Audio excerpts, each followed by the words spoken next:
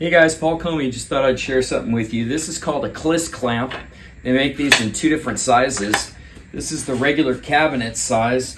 It's a great tool for basically fixturing things when you just need another set of hands to begin the assembly process. So let's just say I had a pocket screwed piece and I want to join it to the next piece.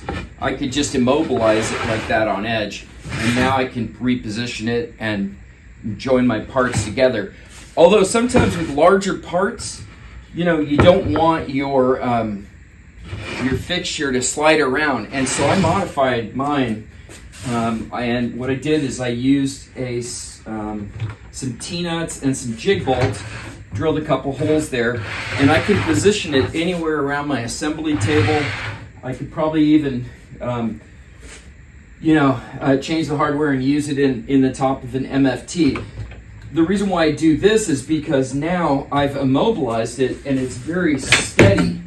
So when I put something down in this, it's not going to move around at all. So if you have a Kliss clamp, or if you're thinking about a Kliss clamp, maybe this is something you might want to do.